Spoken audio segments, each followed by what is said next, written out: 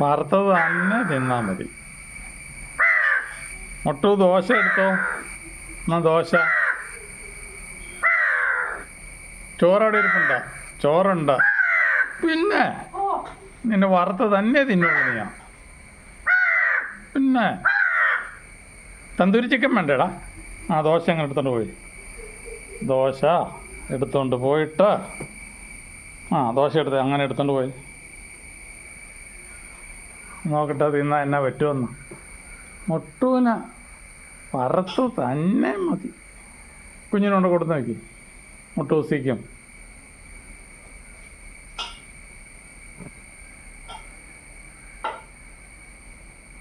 അവൻ്റെ കുഞ്ഞ് വരുന്നു. അവന് കൊടുത്ത്.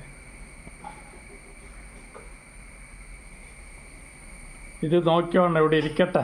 ഞാൻ കൊണ്ട് മറ്റേ കുഞ്ഞിന് കൊടുത്തിട്ട് വരാം. കുഞ്ഞിന് ഞാൻ കൊടുത്തു. ഇനി ഞാൻ വരാം.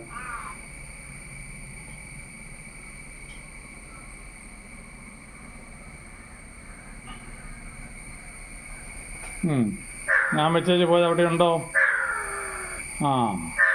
അതാരെങ്കിലും തിന്നോ എൻ്റെ ദോശ കഷ്ണം? ആരെയും വിശ്വസിക്കാൻ പറ്റുകയില്ലാത്ത കാലമാന്നേ. ഞാനിവിടെ ദോശ വെച്ചിട്ടുണ്ട്. വറുത്തതും കൂടെ കിട്ടുകയാണ്. അതും കിട്ടണം. ഞാൻ വെച്ച ദോശ അവിടെ ഇരിപ്പുണ്ട്. എന്നിട്ട് കാർച്ചക്കാരിട്ട് വറുത്തതാരും തരുന്നില്ലല്ലോ.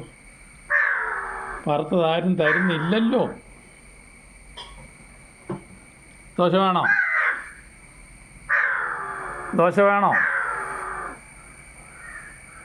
ദോശ വേണ്ടത് ഞാൻ കുറിഞ്ഞിക്ക് കൊടുക്കും. അത് ആദ്യം കൂടെ കൊടുക്കുക. അല്ല തിന്ന മുട്ടൂസിക്കും ഒക്കെ കൊടുക്കുകയോ തിന്നുകയൊക്കെ ചെയ്യുക.